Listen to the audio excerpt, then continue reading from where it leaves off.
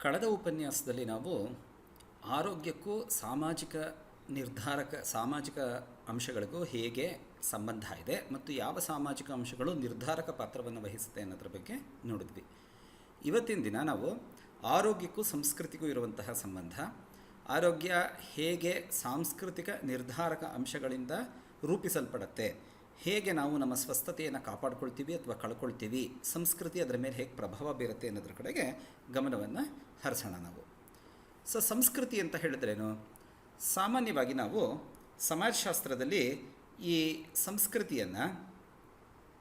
ಸಂಸ್ಕೃತಿಯನ್ನು ಭಾಷೆಗಳು, ಸಂಪ್ರದಾಯಗಳು, ನಂಬಿಕೆಗಳು, ನಿಯಮಗಳು, ಕಲೆಗಳು, ಜ್ಞಾನ ಈ ಅರ್ಥದಲ್ಲಿ ನಾವು ಬಳಸ್ತೀವಿ. ನಾವು ಅಷ್ಟೇ ಅಲ್ಲ, ಅದು ನಮ್ಮ ಸಾಮೂಹಿಕ ಅನನ್ಯತೆಯನ್ನು, ಕಲೆಕ್ಟಿವ್ ಐಡೆಂಟಿಟೀಸ್, ನಾವೆಲ್ಲರೂ ನಮ್ಮನ್ನು ನಾವೇನಂತ ಗುರುತಿಸ್ಕೊಳ್ತೀವಿ ಅದನ್ನು, ಹಾಗೂ ಅಲ್ಲಿರ ಒಂದು ಸಮಾಜದಲ್ಲಿರುವಂತಹ ವಿವಿಧ ಸಾಮಾಜಿಕ ಗುಂಪುಗಳು ಹೊಂದಿರುವಂತಹ ಮೆಮೊರೀಸ್ ಏನಿದೆ, ಅವರ ನೆನಪುಗಳೇನಿದೆ, ಮತ್ತು ಈ ನೆನಪುಗಳು ಯಾವುದಕ್ಕೆ ಸಂಬಂಧಪಟ್ಟಂಥದ್ದಾಗಿರಬೇಕು ಅಂತ ಹೇಳಿದ್ರೆ ನಮ್ಮ ಸಾಮಾಜಿಕ ವಾತಾವರಣ ಅರ್ಥಪೂರ್ಣವಾಗೋ ಹಾಗೆ ಮಾಡುವಂಥದ್ದಾಗಿರಬೇಕು. ಅಂಥದ್ದನ್ನು ನಾವು ಸಂಸ್ಕೃತಿ ಅಂತ ಕರಿತೀವಿ.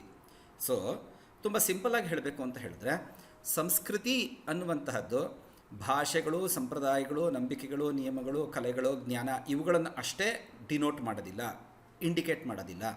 ಅದಲ್ಲದೆ ಅದೇನು ಮಾಡುತ್ತದು ನಮ್ಮ ಸಾಮೂಹಿಕ ಅನ್ಯೋನ್ಯತೆಗಳನ್ನು ಕೂಡ ಗುರುತಿಸುತ್ತೆ ಅಥವಾ ಅದನ್ನು ಕೂಡ ಪ್ರತಿನಿಧಿಸುತ್ತೆ. ಹಾಗೆಯೇ ನಮ್ಮ ಸುತ್ತಮುತ್ತಲಿನ ಸಾಮಾಜಿಕ ವಾತಾವರಣ ಏನಿದೆ ಅಥವಾ ಪರಿಸರ ಏನಿದೆ ಅದು ಅರ್ಥಪೂರ್ಣವಾಗೋದಕ್ಕೆ ಬೇಕಾಗಿರುವಂತಹ ನಂಬಿಕೆಗಳೇನಿದೆ ಮತ್ತು ಮೆಮೊರೀಸ್, ಜ್ಞಾಪಕಗಳು, ನಮ್ಮ ನೆನಪುಗಳೇನಿದೆ ಅವುಗಳನ್ನು ಕೂಡ ನಾವು ಸಂಸ್ಕೃತಿ ಅಂತ ಕರಿತೀವಿ. ಇದು ಸಾಮಾನ್ಯವಾಗಿ ಸೋಷಿಯಾಲಜಿನಲ್ಲಿ ನಾವು ಅರ್ಥ ಮಾಡ್ಕೊಳ್ಳುವಂಥದ್ದು. ಆಲ್ಮೋಸ್ಟ್ ಆಲ್ ಇದು ಸಂಸ್ಕೃತಿ ಬಗ್ಗೆ ಇರುವಂತಹ ಫೇಮಸ್ ಟೇಲರ್ ಅವರ ಡೆಫಿನೇಷನ್ನ ಸ್ವಲ್ಪ ಮಟ್ಟಿನ ಮಾರ್ಪಾಡು ಅಂತಲೇ ನಾವು ಹೇಳಬಹುದು ನಾವು. ಹಾಗಿರಬೇಕಾದ್ರೆ ಆರೋಗ್ಯದ ಸನ್ನಿವೇಶದಲ್ಲಿ ಇದನ್ನು ಹೇಗೆ ಅರ್ಥ ಮಾಡ್ಕೊಳ್ತೀವಿ ನಾವು ಸಂಸ್ಕೃತಿನ ಅನ್ಬೇಕಾದ್ರೆ, ಯುನೆಸ್ಕೋ 2001ರಲ್ಲಿ ಒಂದು ಹೊಸ ರೀತಿಯಲ್ಲಿ ಇದನ್ನು ಗುರುತಿಸ್ತು. ಅದೇನು ಹೇಳುತ್ತೆ ಅಂತ ಹೇಳಿದ್ರೆ, ಇದು ಸಂಸ್ಕೃತಿ ಅನ್ನುವಂತಹದ್ದು ಒಂದು ಸಾಮಾಜಿಕ ಗುಂಪಿನ ವಿಶಿಷ್ಟವಾದಂತಹ ಲಕ್ಷಣಗಳ ಗುಂಪು ಅಂತ ಹೇಳುತ್ತೆ. ಸಂಸ್ಕೃತಿ ಅನ್ನುವಂತಹದ್ದೇನು ಸಾಮಾಜಿಕ ಗುಂಪಿನ ವಿಶಿಷ್ಟವಾದ ಲಕ್ಷಣಗಳ ಒಂದು ಗುಂಪು. ಈ ಲಕ್ಷಣಗಳು ಯಾವುದಕ್ಕೆ ಸಂಬಂಧಪಟ್ಟಿರುತ್ತೆ ಅಂತ ಹೇಳಿದ್ರೆ, ಅದು ಆಧ್ಯಾತ್ಮಿಕ ಕ್ಷೇತ್ರಕ್ಕೆ ಸಂಬಂಧಪಟ್ಟಿರಬಹುದು, ಭೌತಿಕ ಕ್ಷೇತ್ರಕ್ಕೆ ಸಂಬಂಧಪಟ್ಟಿರಬಹುದು, ಭಾವನಾತ್ಮಕವಾಗಿರಬಹುದು ಮತ್ತು ಬೌದ್ಧಿಕವಾಗಿರಬಹುದು. ಇದಲ್ಲದೇ ಕಲೆ, ಸಾಹಿತ್ಯ, ನಮ್ಮ ಜೀವನ ಶೈಲಿಗಳು, ಸಹಬಾಳ್ವೆಯ ವಿಧಗಳು, ಮೌಲ್ಯ ವ್ಯವಸ್ಥೆ, ನಂಬಿಕೆಗಳು ಮತ್ತು ಸಂಪ್ರದಾಯಗಳು ಕೂಡ ಬರುತ್ತೆ. ಉದಾಹರಣೆಗೆ ಆಧ್ಯಾತ್ಮಿಕ ಅನ್ನುವಂಥದ್ದನ್ನು ತೆಗೆದುಕೊಂಡ್ರೆ ನಾವು ನಮ್ಮ ದೇಶದಲ್ಲಿ, ಫಾರ್ ಎಕ್ಸಾಂಪಲ್ ಭಾರತದಲ್ಲಿ ನಾವೇನು ಗಮನಿಸ್ತೀವಿ ಅಂತ ಹೇಳಿದ್ರೆ, ಸುಮಾರು ವರ್ಷಗಳ ಕಾಲ ಭಾರತ ಒಂದು ಆಧ್ಯಾತ್ಮಿಕತೆಗೆ ಹೆಚ್ಚು ಮಹತ್ವ ಕೊಡುವಂತಹ ಒಂದು ದೇಶ ಅಂತ ಗುರುತಿಸ್ತಿದ್ದನ್ನು ನೋಡ್ತೀವಿ. ಯಾವ ಅರ್ಥದಲ್ಲಿ ಅಂತ ಹೇಳಿದ್ರೆ, ನಾವು ಮಾಡುವಂತಹ ಪ್ರತಿಯೊಂದು ಕರ್ಮವೂ ಕೂಡ ಆ ಭಗವಂತನಿಗೆ ಸಂಬಂಧಪಟ್ಟಂತಹದ್ದು. ಅದನ್ನು ಅವನಿಗೆ ಅರ್ಪಿಸ್ಬಿಟ್ಟು ನಮ್ಮ ಪ್ರಯತ್ನ ನಾವು ಪಡಬೇಕು. ನಾವು ಅದರ ಫಲಾನ ನಮ್ಮ ಕಂಟ್ರೋಲ್ನಲ್ಲಿಲ್ಲ, ನಿಯಂತ್ರಣದಿಲ್ಲ ಅಂತ ಆರ್ಗ್ಯೂ ಮಾಡುವಂತಹದ್ದು. ಇದು ಭಾರತೀಯ ಸಂಸ್ಕೃತಿಯ ಒಂದು ವಿಶಿಷ್ಟವಾದಂತಹ ಲಕ್ಷಣ. ಇನ್ನು ಭೌತಿಕ ಲಕ್ಷಣಗಳು ಗುಂಪು ಅಂತ ಹೇಳಿದ್ರೆ, ಈಗ ನೋಡಿ, ಭಾರತದಲ್ಲಿ ನೀವು ಯಾವುದೇ ನದಿಯನ್ನು ತೆಗೆದುಕೊಳ್ಳಿ, ನೀವು ಸಾಮಾನ್ಯವಾಗಿ ಆ ನದಿಯನ್ನು ನಾವು ದೇವತೆ ಅಂತ ಪೂಜಿಸ್ತೀವಿ ನಾವು. ಹಾಗೆಯೇ ಬೆಟ್ಟಗಳನ್ನು, ಗುಡ್ಡಗಳನ್ನು, ಪರ್ವತಗಳನ್ನು ಕೂಡ ನಾವು ಗುರುತಿಸ್ತೀವಿ ನಾವು. ಭೌತಿಕ ವಸ್ತುಗಳಿಗೂ ಮತ್ತು ನಂಬಿಕೆಗಳಿಗೂ ಇರುವಂತಹ ಒಂದು ಸಂಬಂಧವನ್ನು ನಾವಲ್ಲಿ ಗಮನಿಸ್ತೀವಿ. ಅಷ್ಟೇ ಅಲ್ಲ, ಈ ನದಿಗಳನ್ನು, ಬೆಟ್ಟಗಳನ್ನು, ಗುಡ್ಡಗಳನ್ನು, ಪರ್ವತಗಳನ್ನು ಅವುಗಳ ಜೊತೆಗೆ ಯಾವ ರೀತಿ ನಡ್ಕೊಳ್ಬೇಕು, ಭೂಮಿಯ ಜೊತೆಗೆ ಹೇಗೆ ನಡ್ಕೊಳ್ಬೇಕು ಅನ್ನುವಂಥದ್ದಕ್ಕೆ ಒಂದು ಸಾಂಸ್ಕೃತಿಕವಾದಂತಹ ಚಿತ್ರಣವನ್ನು ನಾವು ನೋಡ್ತೀವಿ ನಾವು. ಭಾರತದ ಭೌತಿಕ ಸಂಸ್ಕೃತಿ ಅಂತ ತೆಗೆದುಕೊಂಡ್ರೆ, ನಾವು ನಮ್ಮ ಸುತ್ತಮುತ್ತಲಿನ ಪರಿಸರವನ್ನು ಹಾಳು ಮಾಡದೆ ಅದರ ಕ್ಷಮೆ ಕೇಳಿಕೊಂಡು ನಮಗೆ ಎಷ್ಟು ಬೇಕೋ ಅಷ್ಟನ್ನು ಮಾತ್ರ ಬಳಸ್ಕೊಳ್ಬೇಕು ಅನ್ನುವಂತಹ ಒಂದು ಭಾವನೆ ಇತ್ತು. ಬಟ್ ಆಧುನಿಕ ಅನುಭೋಗಿ ಸಂಸ್ಕೃತಿಯಲ್ಲಿ ಹಾಗಿಲ್ಲ. ಪ್ರಪಂಚದಲ್ಲಿ ಅಥವಾ ವಿಶ್ವದಲ್ಲಿ ಏನೇನಿದೆ ಅದೆಲ್ಲವೂ ಮನುಷ್ಯನ ಉಪಯೋಗಕ್ಕೋಸ್ಕರ. ಹಾಗಾಗಿ ಅದನ್ನು ನಿಸ್ಸಂಕೋಚವಾಗಿ ಯಾವುದೇ ಲಜ್ಜೆ ಇಲ್ಲದೆ ಬಳಸ್ಕೊಳ್ಬಹುದು ಅನ್ನುವಂತಹ ಒಂದು ವಾದವನ್ನು ಈ ಅನುಭೋಗಿ ಸಂಸ್ಕೃತಿ ಹೊಂದಿರೋದನ್ನು ನಾವು ನೋಡ್ತೀವಿ ನಾವು. ಇದೇ ಪರಿಸರವನ್ನು ನಮ್ಮ ಮುಂದಿನ ಪೀಳಿಗೆಗೋಸ್ಕರ ಆದರೂ, ನಮಗೋಸ್ಕರ ಇಲ್ಲದೇ ನಮ್ಮ ಮುಂದಿನ ಪೀಳಿಗೆಗೋಸ್ಕರ ಆದರೂ ನಾವೇನು ಮಾಡಬೇಕು, ನಾವು ಹಿತಮಿತವಾಗಿ ಬಳಸಬೇಕು ಅಂತ ಆರ್ಗ್ಯೂ ಮಾಡುವಂತಹ ವೈಜ್ಞಾನಿಕ ವಾದವನ್ನು ಕೂಡ ನಾವು ನೋಡ್ತೀವಿ ನಾವು. ಇನ್ನು ಭಾವನಾತ್ಮಕವಾಗಿ ನಾವು ನೋಡ್ತೀವಿ ಸಂಸ್ಕೃತಿ ನಾನು ಹಾಗಿದ್ರೆ, ಪ್ರತಿಯೊಬ್ಬರೂ ಕೂಡ ತಮ್ಮ ತಮ್ಮ ನಂಬಿಕೆಗಳಿಗೆ, ತಮ್ಮ ಒಂದು ಜೀವನ ಶೈಲಿಗೆ, ತಮ್ಮ ಕಲೆ ಸಾಹಿತ್ಯದ ಬಗ್ಗೆ ಭಾವನಾತ್ಮಕವಾದಂತಹ ನಂಟನ್ನು ಹೊಂದಿರ್ತಾರೆ. ಭಾರತವನ್ನು ಬಿಟ್ಟು ಹೋಗಿ 2-3 ಪೀಳಿಗೆಗಳಾದರೂ ಕೂಡ ಯಾರಾದರೂ ಭಾರತೀಯ ಹೆಸರಿನವರು ಏನಾದರೂ ಸಾಧಿಸಿದ್ರೆ ಅವ್ರು ನಮ್ಮವರು ಅಂತ ನಾವು ಗುರುತಿಸ್ಕೊಳ್ತೀವಿ ನಾವು. ಯಾಕೆಂತ ಹೇಳಿದ್ರೆ ಒಂದು ನಿರ್ದಿಷ್ಟವಾದಂತಹ ಸಾಂಸ್ಕೃತಿಕ ಗುಂಪಿಗೆ ನಾವು ಸೇರಿರೋದ್ರಿಂದ. ಸೊ ಇದೇ ರೀತಿ ಈ ಬೌದ್ಧಿಕ ಅನ್ನುವಂಥದ್ದು ಕೂಡ. ಸೊ ನಾವು ಯಾವ ರೀತಿ ಚಿಂತಿಸ್ತೀವಿ, ಯಾವ ರೀತಿ ನಾವು ವರ್ತಿಸ್ತೀವಿ, ಇದೆಲ್ಲವನ್ನೂ ಕೂಡ ನೋಡ್ತೀವಿ ನಾವು. ಸೊ ಹಾಗಾಗಿ ಯುನೆಸ್ಕೋ ಇದೆಲ್ಲವನ್ನೂ ಕೂಡ ಸಂಸ್ಕೃತಿ ಅಂತ ಪರಿಗಣಿಸಿದ್ದನ್ನು ನಾವು ನೋಡ್ತೀವಿ ನಾವು. ಸೊ ಈ ವೈದ್ಯಕೀಯ ಸಮಾಜಶಾಸ್ತ್ರ ಅಥವಾ ಆರೋಗ್ಯ ಸಮಾಜಶಾಸ್ತ್ರದಲ್ಲಿ ಸಂಸ್ಕೃತಿಯನ್ನು ಮೊಟ್ಟ ಮೊದಲಿಗೆ ತುಂಬ ಗಂಭೀರವಾಗಿ ಪರಿಗಣಿಸಬೇಕು ಅಂತ ಆರ್ಗ್ಯೂ ಮಾಡಿದಂಥವ್ರು ಯಾರು ಅಂತ ಹೇಳಿದ್ರೆ WHR ರಿವರ್ಸ್ ಅನ್ನುವಂತಹ ಒಬ್ಬ ಚಿಂತಕ. ಇವರೊಬ್ಬರು ಸಾಮಾಜಿಕ ಮಾನವಶಾಸ್ತ್ರಜ್ಞ, ಆದರೆ ಬೇಸಿಕಲಿ ಇವರೊಬ್ಬರು ಮೆಡಿಕಲ್ ಡಾಕ್ಟರು ಅಷ್ಟೇ ಅಲ್ಲ, ಆಯಿತಾ, ಮನಃಶಾಸ್ತ್ರಜ್ಞ ಕೂಡ. ಸೊ ರಿವರ್ಸು ಬ್ರಿಟನ್ನಿನಲ್ಲಿ ಸಾಕಷ್ಟು ಕೆಲಸವನ್ನು ಮಾಡಿದಂಥವರು ಮತ್ತು ನಂಬಿಕೆಗಳು, ಮನುಷ್ಯರ ನಂಬಿಕೆಗಳು ಮತ್ತು ಸಾಂಸ್ಕೃತಿಕ ಆಚರಣೆಗಳು ಹೇಗೆ ಆರೋಗ್ಯವನ್ನು ನಿರ್ಧರಿಸುತ್ತೆ, ಸ್ವಸ್ಥತೆಯನ್ನು ತರುತ್ತೆ ಅನ್ನುವಂತಹದ್ರ ಬಗ್ಗೆ ತುಂಬ ಆಳವಾಗಿ ಅಧ್ಯಯನ ಮಾಡಿರುವಂಥವ್ರು. ಸೊ ಈತ ಎಷ್ಟರ ಮಟ್ಟಿಗೆ ನಾವು ಆತನನ್ನು ಸೋಷಿಯಾಲಜಿಸ್ಟ್ ಅಂತ ಗುರುತಿಸ್ತೀವೋ ಹಾಗೆ ಅವನೊಬ್ಬ ಸೈಕಾಲಜಿಸ್ಟ್ ಅಂತ ಕೂಡ ಹೇಳಬೇಕು. ಯಾಕೆ ಅಂತ ಹೇಳಿದ್ರೆ 1904ರಲ್ಲಿ ಈತ ಬ್ರಿಟಿಷ್ ಜರ್ನಲ್ ಆಫ್ ಸೈಕಾಲಜಿಯನ್ನು ಪ್ರಾರಂಭಿಸಿದ. ಅಷ್ಟೇ ಅಲ್ಲ, ಈ ವೈಜ್ಞಾನಿಕ ಪ್ರಯೋಗಗಳನ್ನು ಮಾಡಬೇಕಾದ್ರೆ, ಸೈಂಟಿಫಿಕ್ ಎಕ್ಸ್ಪೆರಿಮೆಂಟ್ಸನ್ನು ಮಾಡಬೇಕಾದ್ರೆ ಅದರಲ್ಲಿ ಡಬಲ್ ಬ್ಲೈಂಡ್ ಟ್ರಯಲ್ಸ್ ಅಂತ ಮಾಡ್ತಾರೆ. ಸೊ ಈ ಡಬಲ್ ಬ್ಲೈಂಡ್ ಟ್ರಯಲ್ ಅನ್ನುವಂತಹದ್ದನ್ನು ಹೇಗೆ ನಡೆಸಬೇಕು ಅನ್ನೋದನ್ನು ತೋರಿಸ್ಕೊಟ್ಟಂಥವನು ಅವನೇ. ಸೊ ಈ ಡಬಲ್ ಬ್ಲೈಂಡ್ ಟ್ರಯಲ್ ಅಂತ ಹೇಳಿದ್ರೆ, ಒಂದು ಉದಾಹರಣೆ ತೆಗೆದುಕೊಳ್ಬೇಕು ಅಂತ ಹೇಳಿದ್ರೆ, ಒಂದು ಹೊಸದಾದ ಔಷಧಿಯನ್ನು ಕಂಡುಹಿಡಿದಿದ್ದಾರೆ ಅಂತ ಇಟ್ಕೊಳ್ಳೋಣ. ಸೊ ಈ ಔಷಧಿ ಯಾವ ರೀತಿ ಪರಿಣಾಮ ಬೀರುತ್ತೆ ನಿಜವಾಗ್ಲೂ ಕೂಡ ಅಂತ ಪರಿಗಣಿಸೋದಕ್ಕೆ ಏನು ಮಾಡ್ತಾರೆ ಅಂತ ಹೇಳಿದ್ರೆ, ಕೆಲವು ವಿಷಯಗಳಿಗೆ ಒಂದು ಗುಂಪಿಗೆ ಔಷಧಿಯ ಗುಣಗಳಿಲ್ಲದೆ ಇರುವಂತಹ, ಸೇ ಫಾರ್ ಎಕ್ಸಾಂಪಲ್ ಯಾವುದೋ ಒಂದು ದ್ರವವನ್ನು ಕೊಡಬಹುದು. ಬಟ್ ಅವ್ರಿಗೇನು ಹೇಳಿರ್ತಾರೆ ಅಂತ ಹೇಳಿದ್ರೆ, ನಾವು ನಿಮ್ಗೆ ಔಷಧಿ ಕೊಡ್ತೀವಿ ಅಂತ ಹೇಳಿರ್ತಾರೆ. ಮತ್ತೊಬ್ಬರಿಗೆ ಅವರಿಗೆ ಔಷಧಿಯನ್ನು ಆ್ಯಕ್ಚುಲಾಗಿ ಕೊಡ್ತಿರಬಹುದು. ಸೊ ಎರಡರ ಪರಿಣಾಮವನ್ನು ಕೂಡ ಗುರುತಿಸ್ಬೋದು.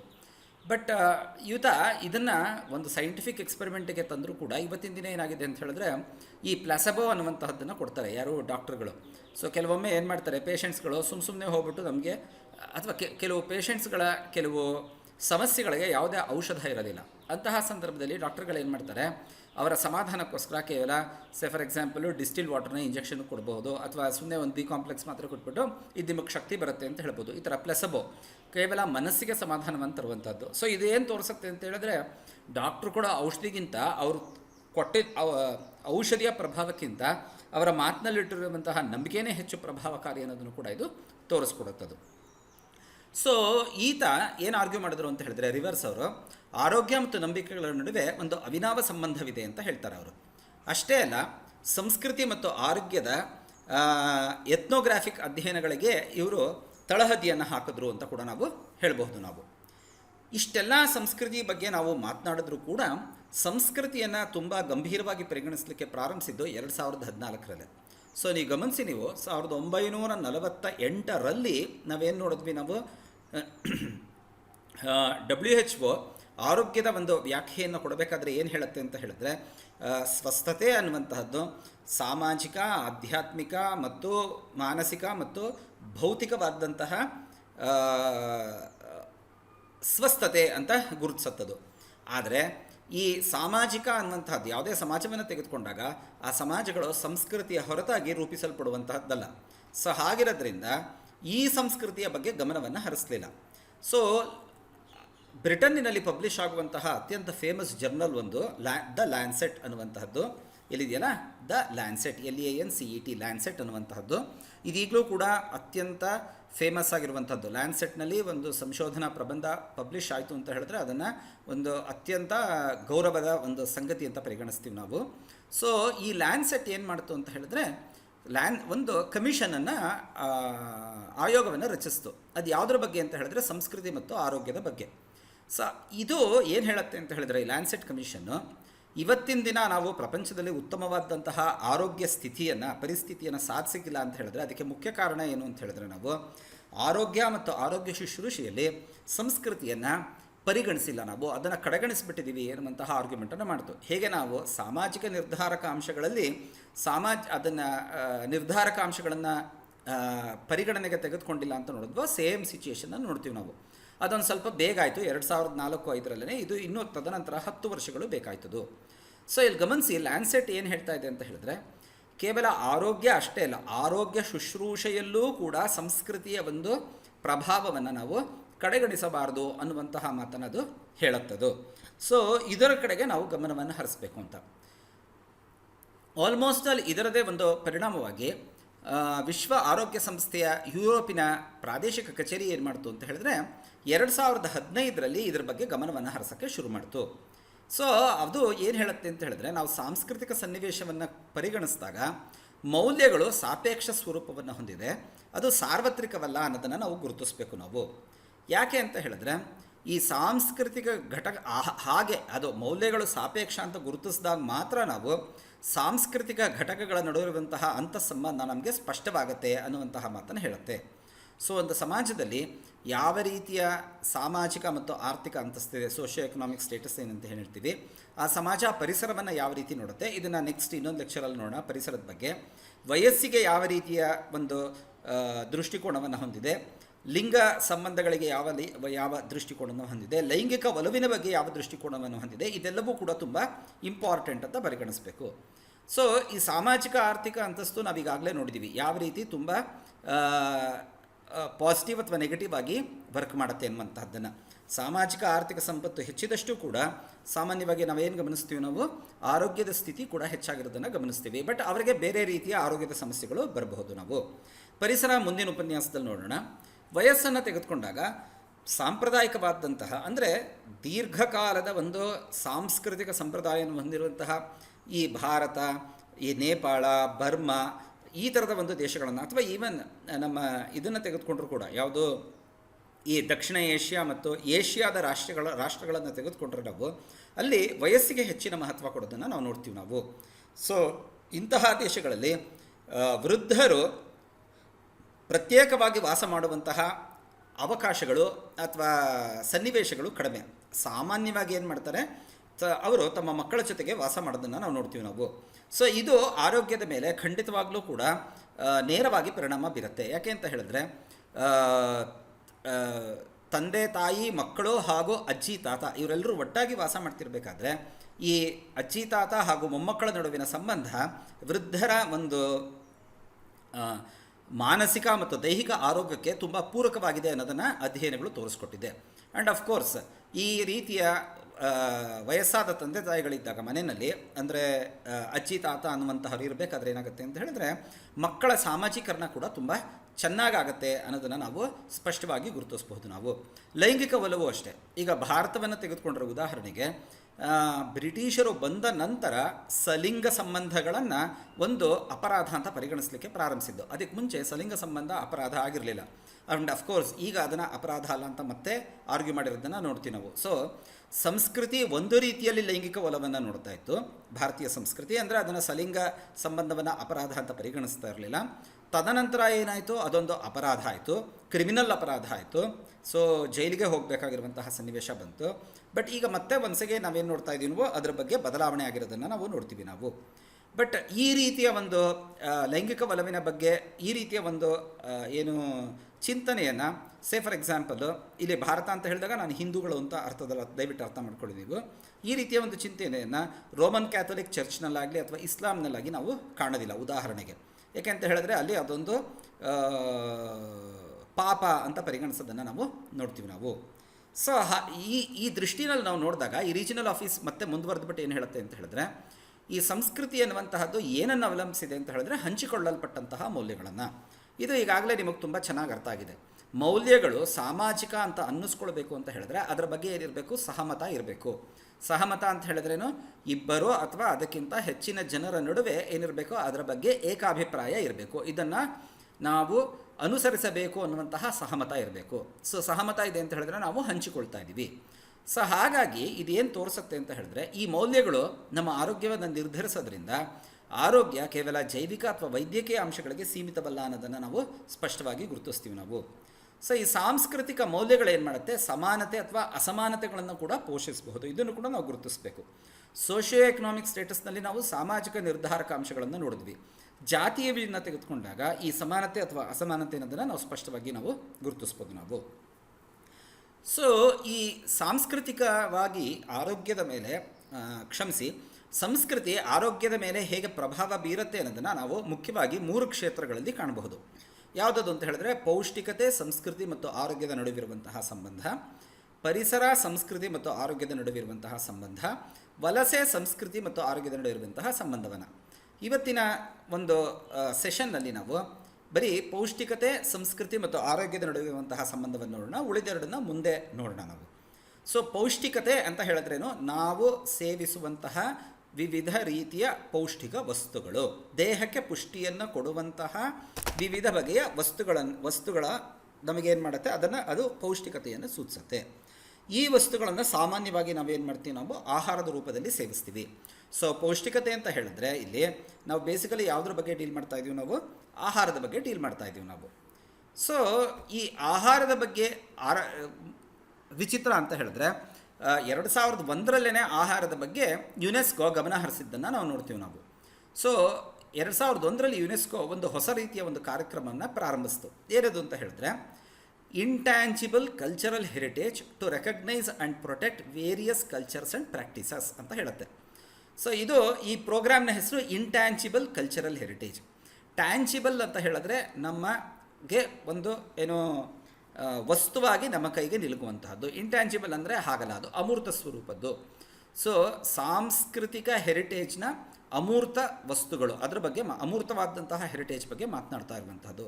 ಯಾಕಿದ ಅವಶ್ಯಕತೆ ಇದೆ ಅಂತ ಹೇಳಿದ್ರೆ ವಿವಿಧ ಬಗೆಯ ಸಂಸ್ಕೃತಿಗಳನ್ನು ಮತ್ತು ಅಲ್ಲಿ ಕಂಡುಬರುವಂತಹ ಅಭ್ಯಾಸಗಳನ್ನು ರಕ್ಷಿಸಬೇಕಾಗಿದೆ ಅನ್ನುವಂತಹ ಮಾತನ್ನು ಹೇಳ್ತಾರೆ. ಸೊ ಈ ಒಂದು ಪ್ರೋಗ್ರಾಮ್ನಲ್ಲಿ ಏನು ಮಾಡ್ತು ಅಂತ ಹೇಳಿದ್ರೆ 2013ರಲ್ಲಿ ಈ ಮೆಡಿಟರೇನಿಯನ್ ಡಯಟ್ನ ಒಂದು ಕಲ್ಚರಲ್ ಹೆರಿಟೇಜ್, ಸಾಂಸ್ಕೃತಿಕವಾದಂತಹ ಒಂದು ಪರಂಪರೆ ಅಂತ ಗುರುತಿಸಿದ್ದನ್ನು ನಾವು ನೋಡ್ತೀವಿ ನಾವು. ಸೊ ಯಾಕೆ ಈ ಸಾಂಸ್ಕೃತಿಕ ಪರಂಪರೆಯನ್ನು ಗುರುತಿಸ್ತು, ಇದನ್ನು ಯಾಕೆ ಮೆಡಿಟರೇನಿಯನ್ ಡಯಟ್ನ ಅಂದರೆ ಮೆಡಿಟರೇನಿಯನ್ ಪ್ರದೇಶದ ಆಹಾರವನ್ನು 2013ರಲ್ಲಿ ಯುನೆಸ್ಕೋ ಯಾತಕ್ಕೆ ಒಂದು ಸಾಂಸ್ಕೃತಿಕ ಪರಂಪರೆ ಅಂತ ಗುರುತಿಸ್ತು, ಇದರ ಬಗ್ಗೆ ನೋಡೋಣ ನಾವು. ಸೊ ಮೆಡಿಟರೇನಿಯನ್ ಅಂತ ಹೇಳಿದ್ರೆ ನೋಡಿ, ಇದು ಬೇಸಿಕಲಿ ಇಲ್ಲಿ ಮೆಡಿಟರೇನಿಯನ್ ಸಿ ನೋಡ್ತೀವಿ ನಾವು. ಇದರ ಸುತ್ತಮುತ್ತ ಇರುವಂತಹ ಈ ನೀಲಿ ಪ್ರದೇಶ ಇದೆಯಲ್ಲ, ಇದರ ಸುತ್ತಮುತ್ತ ಇರುವಂತಹ ಎಲ್ಲ ಪ್ರದೇಶಗಳನ್ನು ನಾವೇನಂತ ಕರಿತೀವಿ, ನಾವು ಮೆಡಿಟರೇನಿಯನ್ ಪ್ರದೇಶ ಅಂತ ಕರಿತೀವಿ. ಈ ಪ್ರದೇಶದಲ್ಲಿ ಯಾವ್ಯಾವ ದೇಶ ಬರುತ್ತೆ ನೋಡೋಣ. ಸೊ ಗಮನಿಸಿ, ಇಲ್ಲಿ ನೋಡಿ, ಇದು ಮೆಡಿಟರೇನಿಯನ್ ಸಿ, ಈ ನೀಲಿಗಿರೋದೆಲ್ಲನೂ ಕೂಡ. ಸೊ ಇದ್ರ ಸುತ್ತ ಏನು ನೋಡ್ತೀವಿ ನಾವು, Italy, France, Spain, Morocco, Algeria, Libya, ಇಲ್ಲಿ ಟ್ಯುನೀಷಿಯಾ ನೋಡ್ತೀವಿ ನಾವು, ಇಲ್ಲಿ ಈಜಿಪ್ಟನ್ನು ನೋಡ್ತೀವಿ, ಇಸ್ರೇಲ್ ನೋಡ್ತೀವಿ ನಾವು, ಸಿರಿಯಾ ನೋಡ್ತೀವಿ ನಾವು, ಇಲ್ಲೊಂದು ಚಿಪ್ರೆ ಅನ್ನುವಂತಹ ಐಲ್ಯಾಂಡು.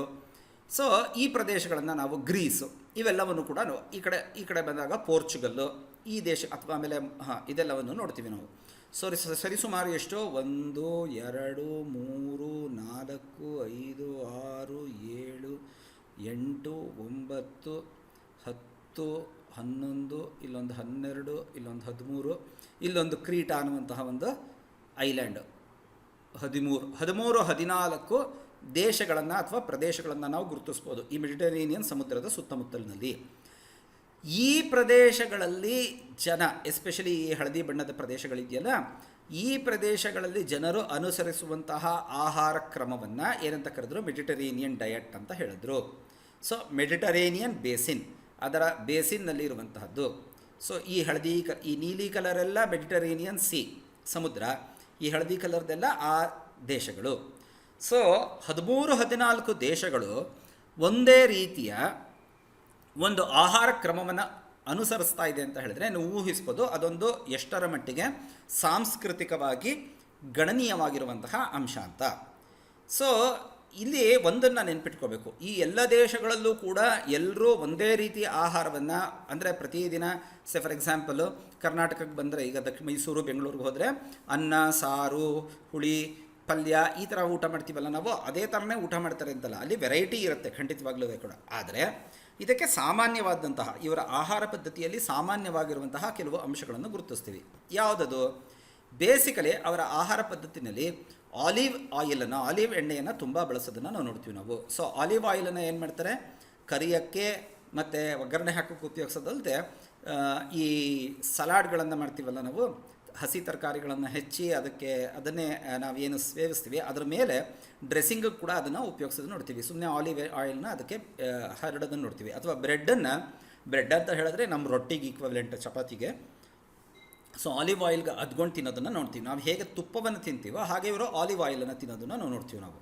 ಅಷ್ಟೇ ಅಲ್ಲ, ಹಣ್ಣುಗಳು, ತರಕಾರಿಗಳು, ಬ್ರೆಡ್ಸ್, ನಾನು ಆಗಲೇ ಹೇಳಿದೆ, ಬೇರೆ ಬೇರೆ ರೀತಿಯ ಚಪಾತಿಗಳನ್ನು, ಸೀರಿಯಲ್ಸ್, ಧಾನ್ಯಗಳನ್ನು ಇವರು ತುಂಬ ತಿನ್ನೋದನ್ನು ನಾವು ನೋಡ್ತೀವಿ. ಅಷ್ಟೇ ಅಲ್ಲ, ಪಾಸ್ತಾ, ಬೀನ್ಸು, ನಟ್ಸು, ಬೀನ್ಸ್ ಅಂತ ಹೇಳಿದ್ರೆ ದ್ವಿದಳ ಧಾನ್ಯಗಳು, ನಟ್ಸ್, ಈ ಬಾದಾಮಿ, ಗೋಡಂಬಿ, ಈ ಥರದ ನಟ್ಸು, ಇಂಥವುಗಳನ್ನು ಹೈ ಕನ್ಸಂಪ್ಷನ್, ತುಂಬ ಸೇವಿಸೋದನ್ನು ನಾವು ನೋಡ್ತೀವಿ ನಾವು.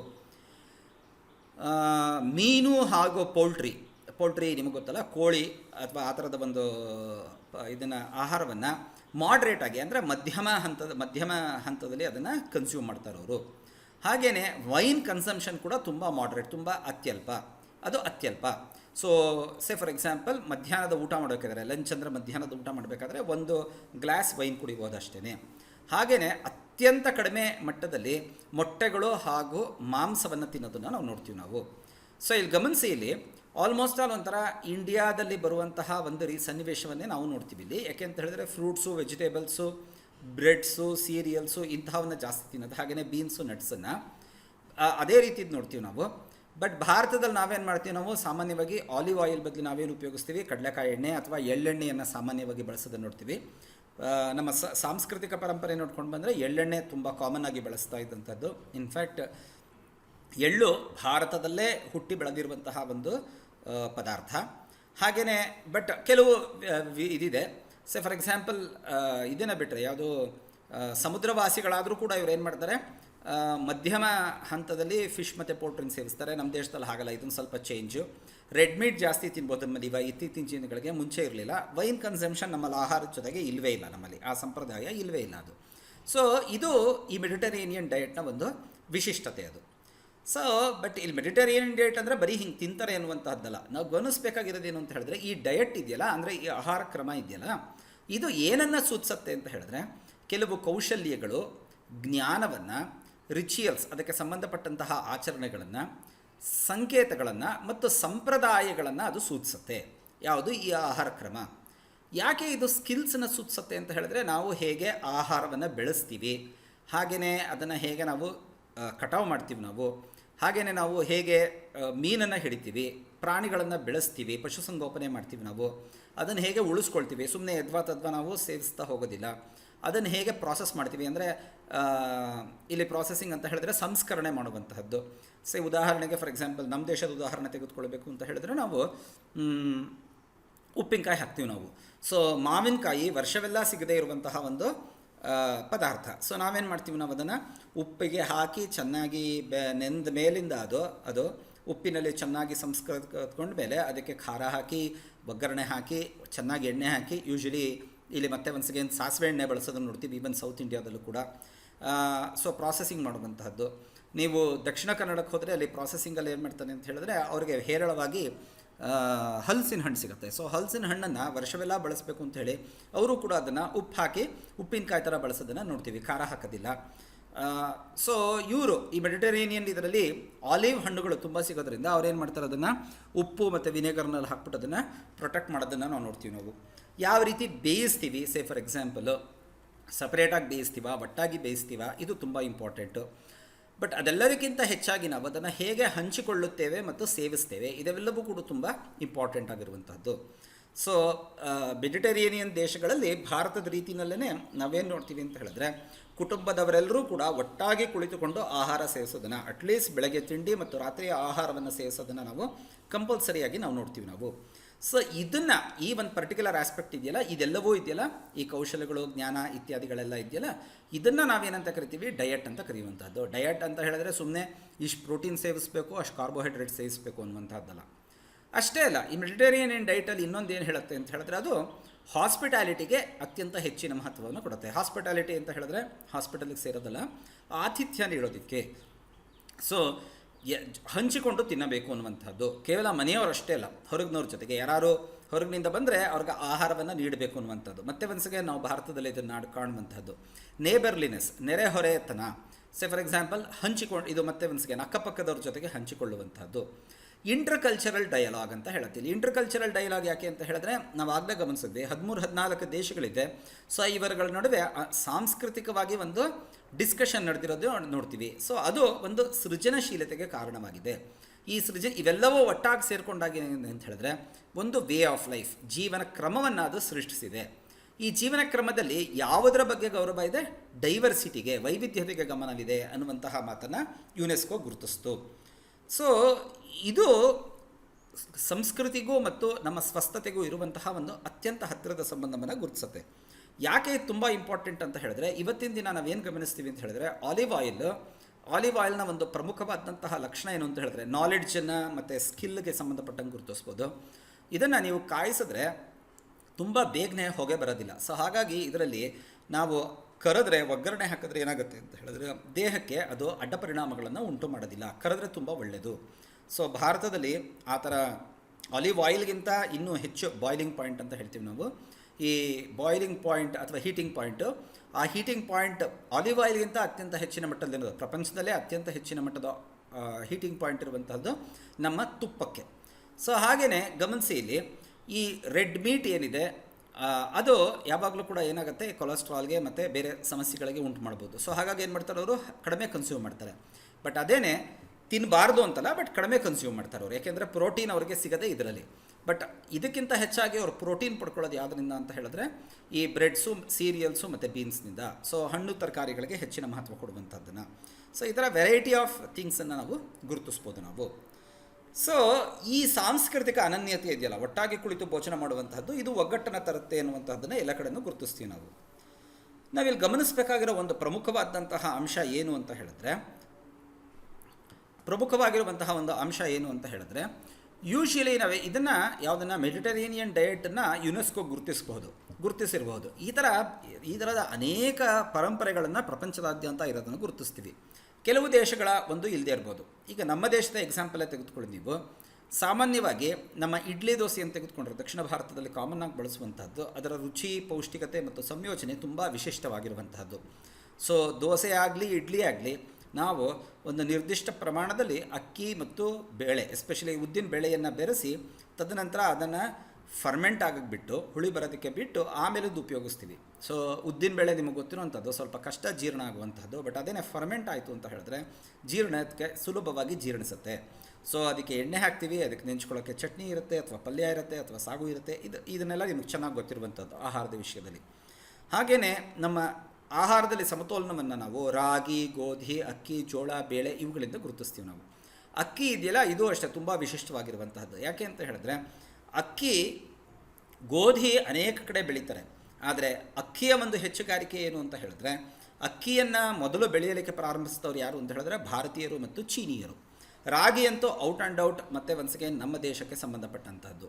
ಈ ಜೋಳ ಬೇರೆ ಬೇರೆ ಕಡೆ ಬೆಳೀತಾರೆ, ಬೇಳೆ ಬೇರೆ ಕಡೆಯಿಂದನೂ ಕೂಡ ಬಂದಿರಬಹುದು. ಬಟ್ ಇವುಗಳೆಲ್ಲಕ್ಕಿಂತ ವಿಶಿಷ್ಟವಾಗಿರುವಂತಹದ್ದು ಭಾರತದಲ್ಲಿ ಬಳಸುವಂತಹ ಮತ್ತೊಂದು ಆಹಾರ ಪದ್ಧತಿ ಯಾವುದು ಅಂತ ಹೇಳಿದ್ರೆ ಹಾಲು ಹಾಗೂ ಹಾಲಿನ ಉತ್ಪನ್ನಗಳ ಬಳಕೆ. ಸೊ ಹಾಲು, ಮೊಸರು, ಮಜ್ಜಿಗೆ, ಬೆಣ್ಣೆ, ತುಪ್ಪ ಇವುಗಳನ್ನು. ಆ್ಯಂಡ್ ಪ್ರಪಂಚದಲ್ಲಿ ಭಾರತ ಬಿಟ್ಟು ಬೇರೆ ಎಲ್ಲೂ ಕೂಡ ತುಪ್ಪದ ಬಳಕೆಯನ್ನು ನಾವು ನೋಡೋದಿಲ್ಲ. ಅದು ಭಾರತೀಯ ಅಡುಗೆಗಳಲ್ಲಿ ತುಪ್ಪವಿಲ್ಲದೆ ಆಹಾರವನ್ನು ನಾವು ಊಹಿಸ್ಕೊಳ್ಳೋಕ್ಕೆ ಸಾಧ್ಯ ಇಲ್ಲ. ತುಪ್ಪ ಕಂಪಲ್ಸರಿ. ಯಾಕೆ ಅಂತ ಹೇಳಿದ್ರೆ, ತುಪ್ಪ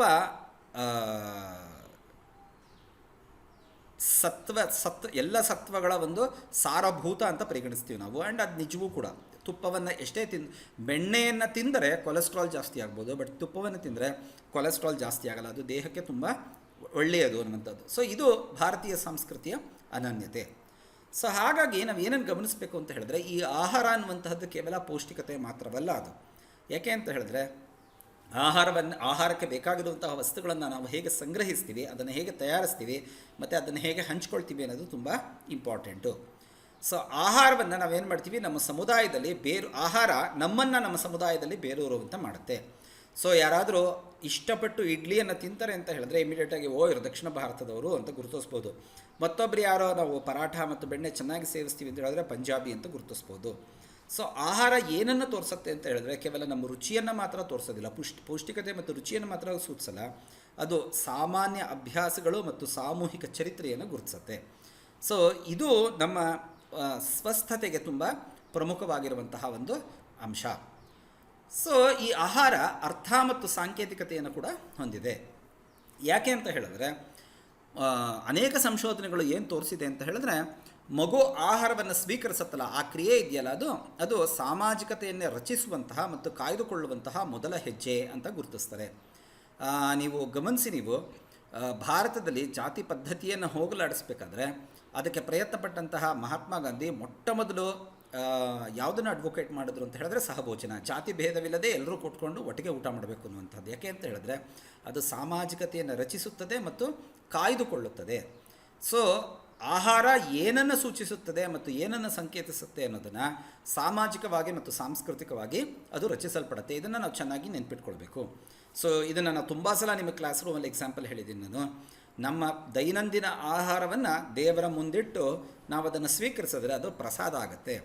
ದೈನಂದಿನ ಆಹಾರ ಹೆಚ್ಚಾದರೆ ಕೆಲವು ಸಂದರ್ಭಗಳಲ್ಲಿ ನಾವು ಚೆಲ್ಲಬಹುದು. ಬಟ್ ನಾರ್ಮಲಿ ಈಗ ಅನ್ನವನ್ನು ದೇವರು ಅಂತ ಪರಿಗಣಿಸುವಂತಹವ್ರು ಯಾರೂ ಕೂಡ ಅನ್ನವನ್ನು ಚೆಲ್ಲೋದಕ್ಕೆ ಇಷ್ಟಪಡೋದಿಲ್ಲ ಅವರು, ಅಥವಾ ಆಹಾರವನ್ನು ಚೆಲ್ಲಬಾರ್ದು ಅನ್ನುವಂತಹ ಒಂದು ಸಾಮಾಜಿಕ ನಂಬಿಕೆ ಇರುವಂತಹವರು.